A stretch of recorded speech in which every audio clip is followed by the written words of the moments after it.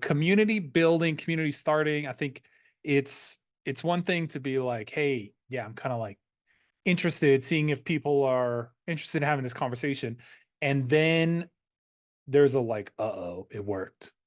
Right. Where it feels like kind of the ball starts rolling and people start getting involved and people have their opinions and all those kinds of things. And was just curious, like, can you speak to that experience as the community started like gaining steam? Just what's that been like? So I am no stranger to creating communities in real life and online. So I was very prepared for that. And we had some base rules in the beginning, and we're making a bigger code of conduct just to prepare.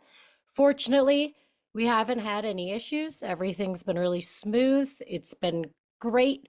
At first, it was people I invited who were joining, and watching people I didn't know join meant people were inviting others. So it's been great. It hasn't grown so quickly that it became overwhelming. But I Mhm. did just bring on two folks to help administer with me. So they've been very helpful.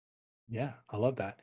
Where do you see, like, if it kind of continues to succeed in growth and connection building and so forth, like, what would success be for you a year from now or 2 years from now?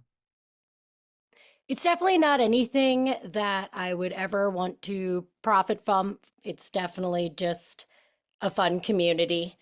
Um, I think it continuing to grow, continuing to spotlight each other, having more events, having people come to the events, having a more active job board, having people talk more about their experiences. Just the activity and engagement's what I really love about it.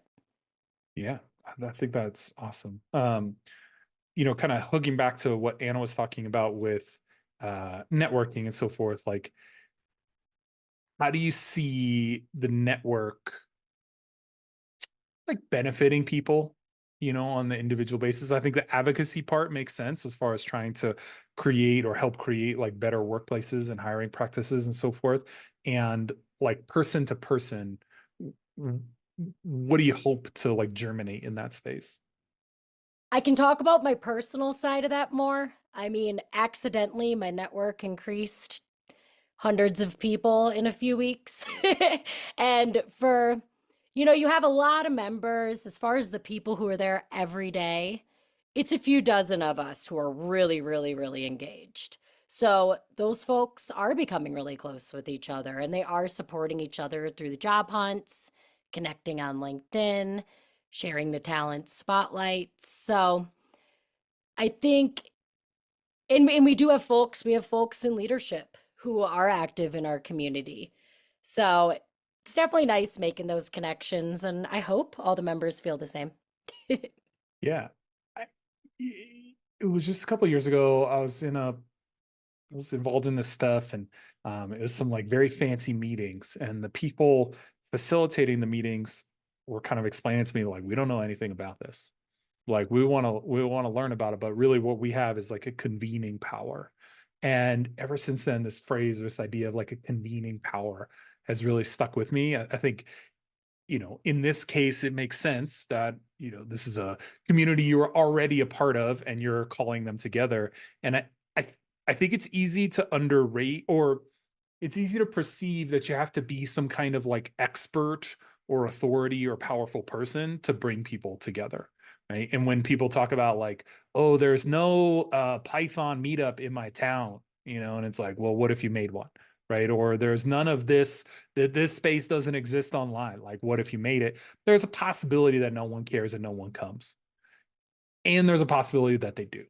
And when they do, not only is it good for them, but as you imply, Haley, like, it's real good for you too. Like, you get to be a champion here in this kind of space. And like, there's not only can it be like fulfilling, well, it can be a lot of work, coordinating work, but can be fulfilling, can lead to like prospects, friends, jobs, who knows what, all kinds of opportunities. Absolutely. I've probably put at least 20 hours a week into this for several months now. It does take Whoa, a that's a lot of lot. work. But on the previous note of you talking about events for the first happy hour, I was so scared no one would come. And I asked two of my best friends from Turing who are neurodivergent to show up because I was so scared no one would. Like 12 people came for the first one. It was great. But when in doubt, ask your friends to come and hopefully someone else does too. Love it. Awesome. Well, thanks for sharing with us, Haley.